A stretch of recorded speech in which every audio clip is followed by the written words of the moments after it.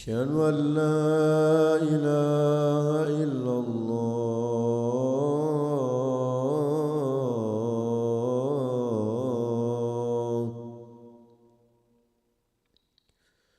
أشهد أن محمدا رسول الله.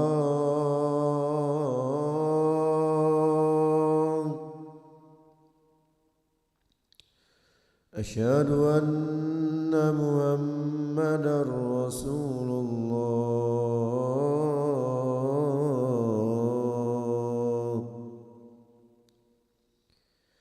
حي على الصلاة.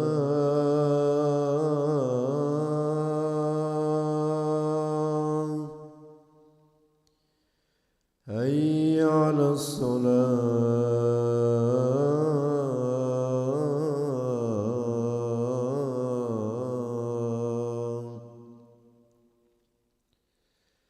حي على الفلاح.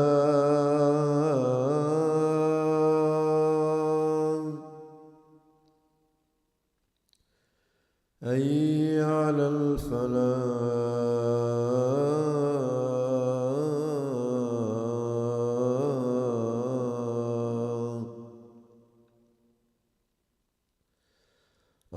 الصلاة خير من النوم. الصلاة خير من النوم. الله أكبر الله أكبر. لا إله إلا الله.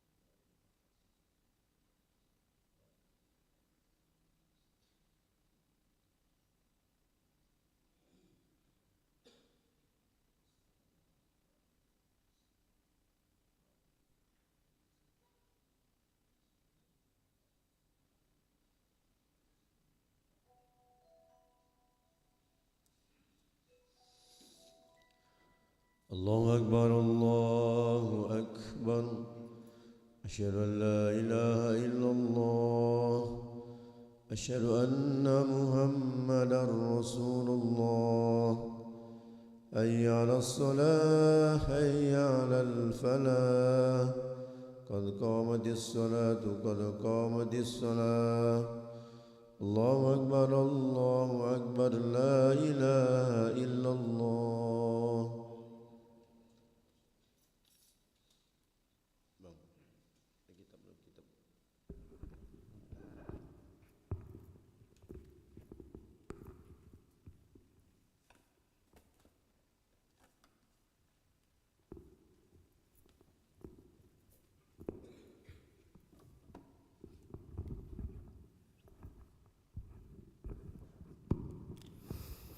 لا محمد رسول الله صلى الله عليه وسلم استوى على الاستواء صفوفكم فإن تسمية الصفوف ومن تمام الصلاة استوى صفوفكم واعتدلوا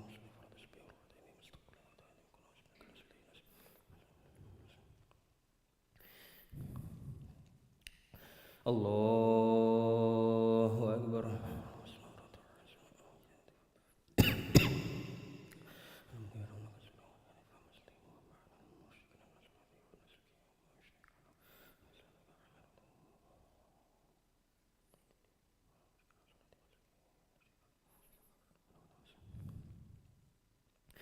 بسم الله الرحمن الرحيم الحمد لله رب العالمين الرحمن الرحيم مالك يوم الدين إياك نعبد وإياك نستعين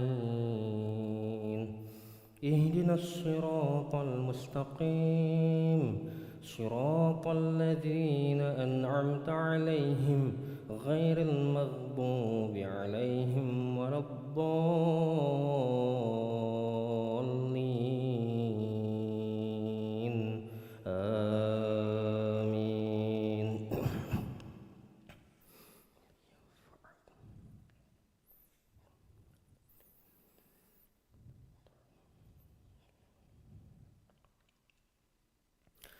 قل لن ينفعكم الفرار إن فررتم من الموت أو القتل وإذا لا تمتعون إلا قليلا قل من ذا الذي يعصمكم من الله إن أراد بكم سوءا أو أراد بكم رحمة ولا يجدون لهم من دون الله وليا ولا نصيرا قد يعلم الله المعوقين منكم والقائلين لإخوانهم هلم علينا ولا يأتون البأس إلا قليلا أشحة عليكم فإذا جاء الخوف رأيتهم ينظرون إليك تدور أعينهم كالذي يغشى عليه من الموت فإذا ذهب الخوف سلقوكم بألسنة حداد أشحة على الخير أولئك لم يؤمنوا فأحبط الله أعمالهم وكان ذلك على الله يسيرا يحسبون الأحزاب لم يذهبوا وإن يأتي الأحزاب يودوا لو أنهم بادون في الأعراب يسألون عن أنبائكم ولو كانوا فيكم ما قاتلوا إلا قليلا لقد كان لكم في رسول الله أسوة حسنة لمن كان يرجو الله واليوم الآخر وذكر الله كثيرا ولما رأى المؤمنون الأحزاب قالوا هذا ما وعدنا الله ورسوله وصدق الله ورسوله وما زادهم إلا إيمانا وتسليما. الله أكبر.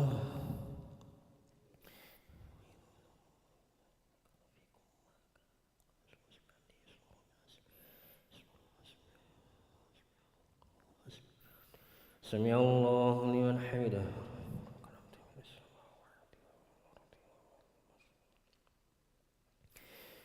الله أكبر.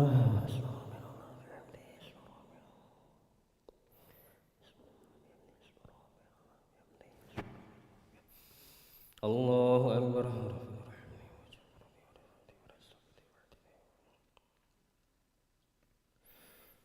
الله أكبر.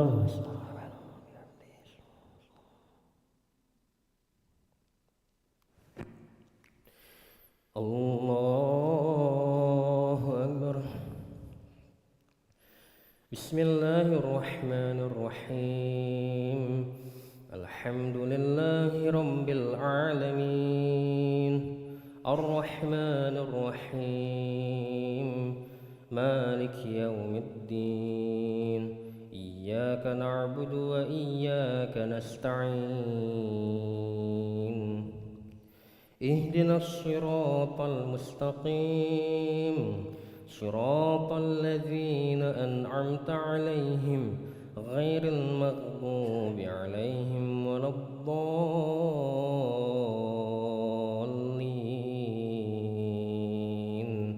آمين.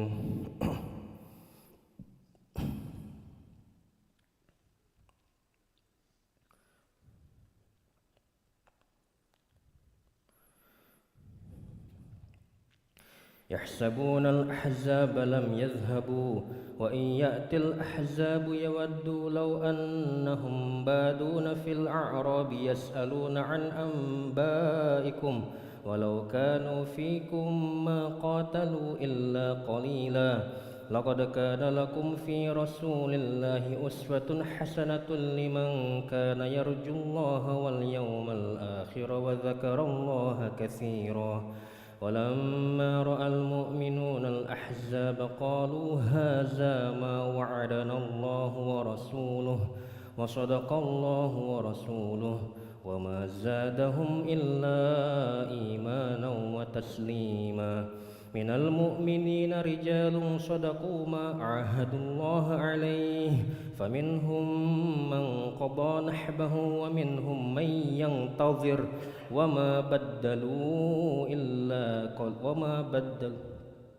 وما بدلوا تبديلا ليجزي الله الصادقين بصدقهم ويعذب المنافقين إن شاء أو يتوب عليهم إن الله كان غفورا رحيما. ورد الله الذين كفروا بغيظهم لم ينالوا خيرا وكفى الله المؤمنين القتال وكان الله قويا عزيزا. وأنزل الذين ظاهروهم من أهل الكتاب من صياصيهم وقذف في قلوبهم الرعب فريقا تقتلون وتأسرون فريقا وأورثكم أرضهم وديارهم وأموالهم وأرضا لم تطئوها وكان الله على كل شيء قديرا. يا أيها النبي قل لأزواجك إن كنتن تردن الحياة الدنيا وزينتها فتعالين أمتعكن وأسرحكن سراحا جميلا. وإن كنتن تردن الله ورسوله والدار الآخرة فإن الله أعد للمحسنات منكن أجرا عظيما. يا نساء النبي من يأت منكن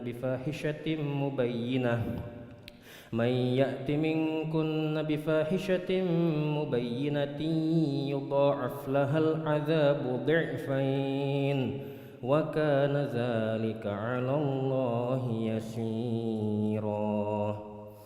الله أكبر.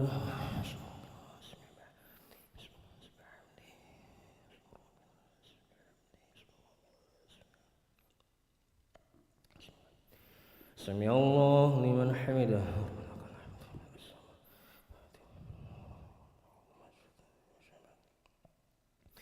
اللهم اهدنا فيمن هديت وعافنا فيمن عافيت وتولنا فيمن توليت وبارك لنا فيما أعطيت وقنا برحمتك شر ما قضيت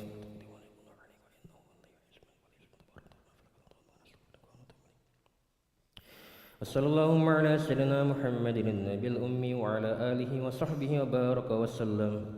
الله أكبر.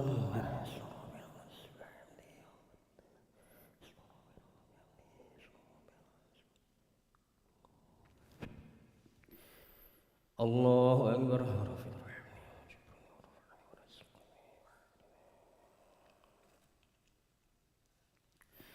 الله أكبر.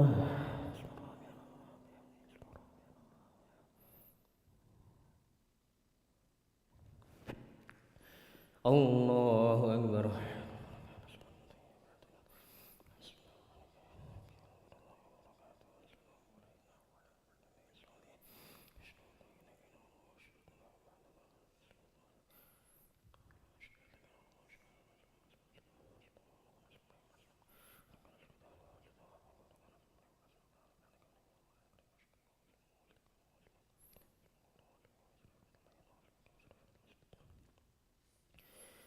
السلام عليكم ورحمة الله. السلام عليكم ورحمة الله.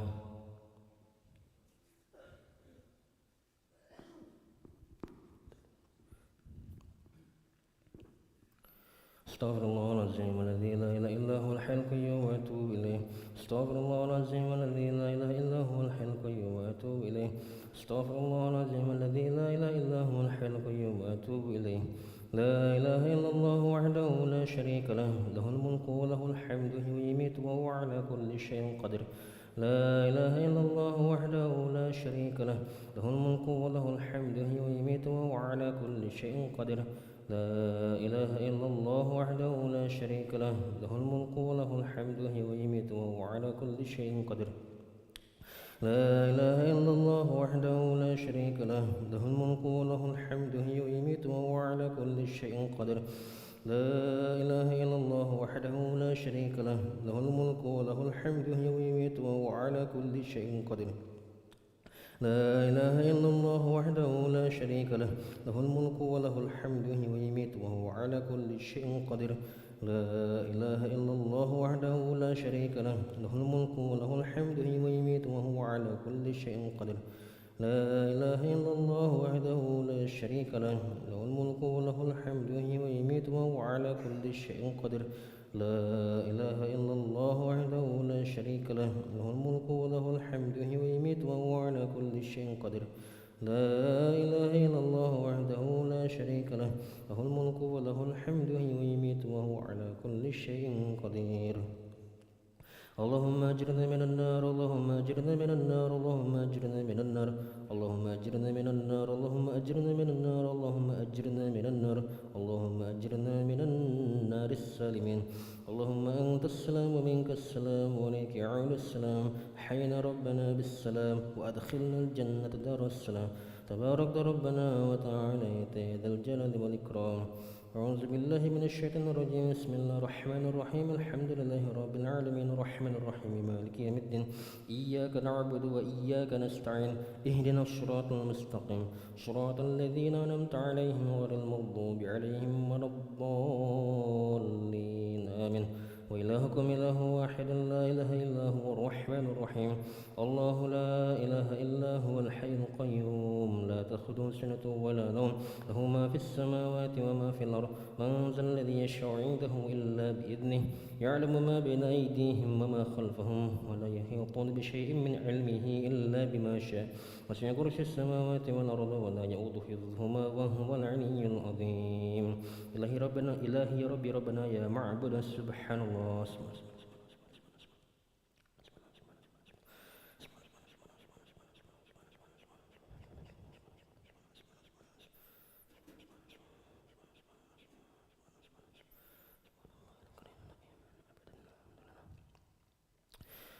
الحمد لله.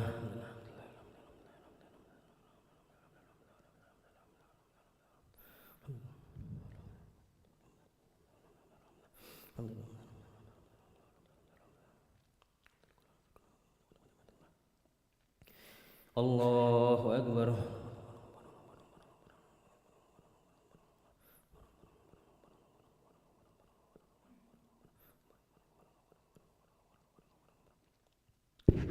الله أكبر كبيرا الحمد لله كثيرا سبحان الله بكرة وأصيلا لا إله إلا الله وحده لا شريك له له الملك وله الحمد يميت وهو على كل شيء قدير ولا حول ولا قوة إلا بالله العلي العظيم.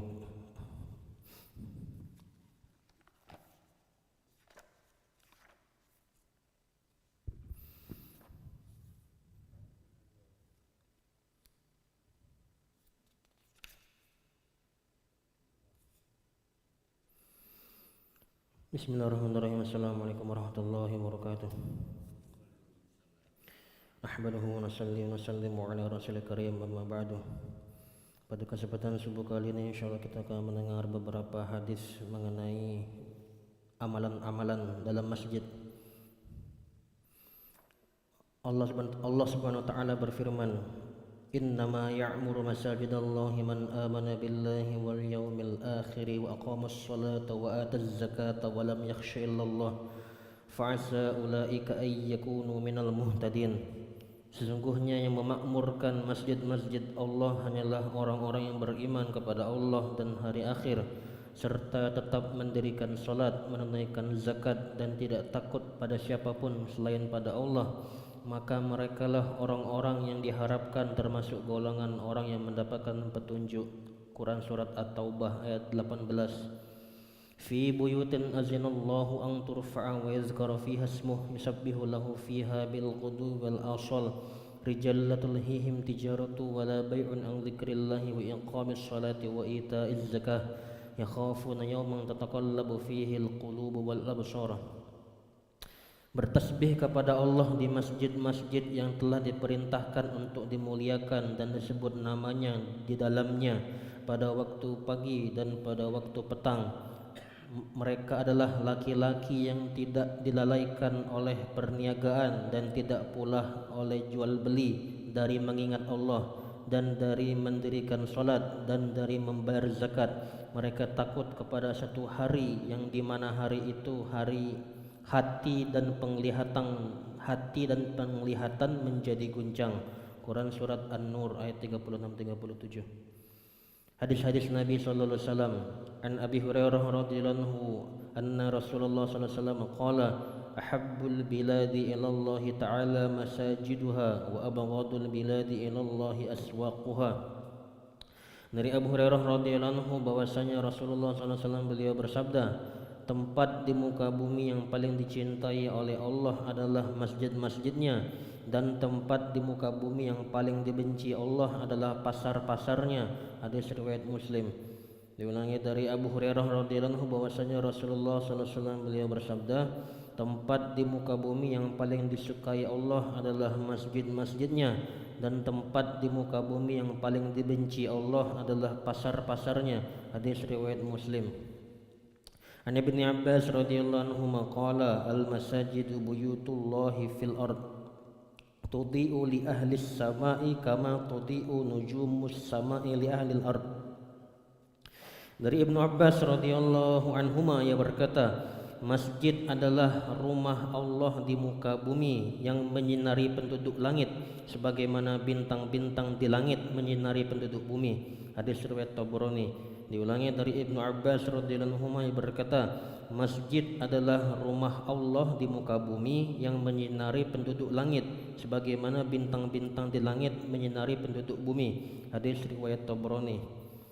An Umar bin Al-Khattab radhiyallahu anhu annahu qala sami'tu Rasulullah sallallahu alaihi wasallam yaqul man bana masjidan yuzkuru fihi ismullah banallahu lahu baitan fil jannah. Dari Umar bin Khattab radhiyallahu anhu bahwasanya berkata, aku mendengar Rasulullah sallallahu alaihi wasallam beliau bersabda, barang siapa membangun sebuah masjid di dalamnya disebut nama Allah, niscaya Allah akan membangunkan untuknya sebuah rumah di surga. Hadis riwayat Ibnu Hibban. Diulangi dari Umar bin Khattab radhiyallahu anhu bahwasanya berkata, aku mendengar Rasulullah sallallahu alaihi wasallam beliau bersabda, barang siapa membangun sebuah masjid yang di dalamnya disebutkan nama Allah, niscaya Allah akan membangunkan baginya sebuah rumah di surga. Hadis riwayat Ibnu Hibban. An Abi Hurairah radhiyallahu anhu anin Nabi sallallahu alaihi wasallam qala man qada ilal masjidi wa raha a'addallahu lahu nuzulahu minal jannati kullama ghada aw roha.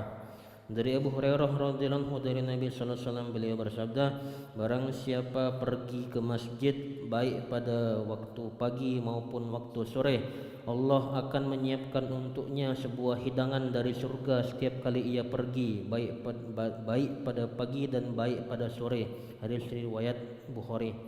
Diulangi dari Abu Hurairah radhiyallahu anhu dari Nabi sallallahu alaihi wasallam, beliau bersabda, barang siapa pergi ke masjid baik pada waktu pagi maupun waktu sore, Allah menyiapkan untuknya sebuah hidangan dari surga setiap kali ia pergi baik pada waktu pagi atau sore hari. Hadis riwayat Bukhari. Nabi Umamah radhiyallahu anhu qala Rasulullah sallallahu alaihi wasallam, al-ghudu war-rawahu ilal masjidi minal jihadi fi sabilillah. Dari Abu Umamah radhiyallahu anhu, ia berkata, Rasulullah sallallahu alaihi wasallam beliau bersabda, pergi ke masjid pada waktu pagi dan sore hari termasuk jihad di jalan Allah. Hadis riwayat Tabrani. Diulangi dari Abu Umamah radhiyallahu anhu, ia berkata, Rasulullah sallallahu alaihi wasallam beliau bersabda, pergi ke masjid pada waktu pagi atau subuh maupun sore termasuk jihad di jalan Allah. Hadis riwayat Tabrani. An Abdullah bin Amr bin Ibn al-As radhiyallahu anhuma an Nabi sallallahu alaihi wasallam annahu kana idza dakhala al-masjid qala a'udzu billahil azim wa bi wajhihil karim wa sultanihil qadim minasy syaithanir rajim. Fa idza qala dzalika qala asy-syaitan khufidha minni sa'irul yaum. Dari Abdullah bin Amr bin Al-As radhiyallahu anhuma dari Nabi sallallahu alaihi wasallam bahwasanya apabila beliau masuk masjid, beliau akan membaca doa, a'udzubillahil azim wa biwajhihil karim wa sultanihil qadim minasyaitonir rajim. Apabila seorang hamba mengucapkan bacaan di atas, maka setan akan berkata, ia telah dilindungi dariku sepanjang hari. Hadis riwayat Abu Daud. Diulangi dari Abdullah bin Amr bin As radhiyallahu anhu dari Nabi sallallahu alaihi wasallam bahwasanya apabila beliau masuk masjid, beliau mengucapkan doa, a'udzubillahil azim wa biwajhihil karim wa sultanihil qadim minasyaitonir rajim. Aku berlindung pada Allah yang Maha Agung dan zatnya yang mulia dan kekuasaan yang terdahulu dari setan yang terkutuk. Apabila seseorang mengucapkan bacaan di atas, maka setan akan berkata, ia telah dilindungi dariku sepanjang hari. Hadis riwayat Abu Daud.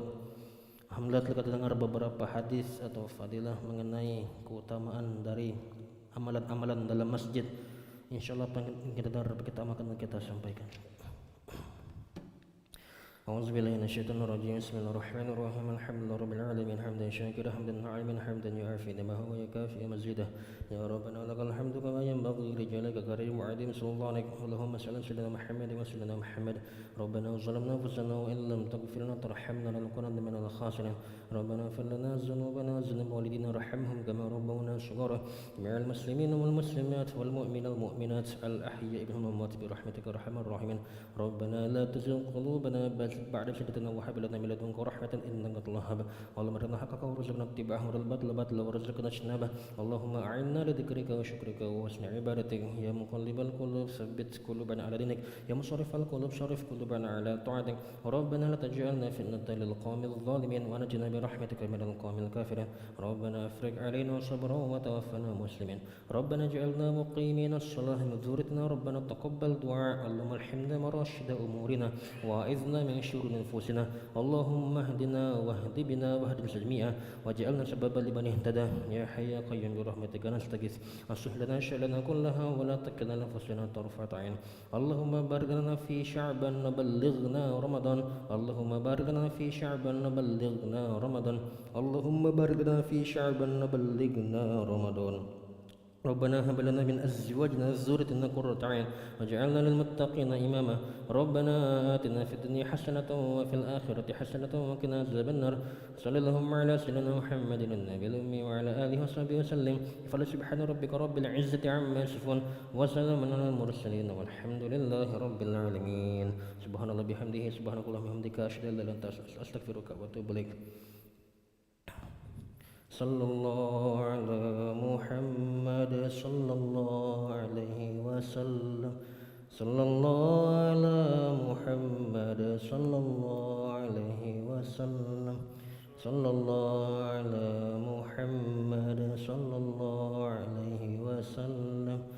صلى الله على محمد صلى الله عليه وسلم صلى الله على محمد صلى الله عليه وسلم صلى الله على محمد صلى الله عليه وسلم صلى الله على محمد صلى الله عليه وسلم صلى الله على محمد يا ربي صل وسلم اللهم صل وسلم وبارك عليه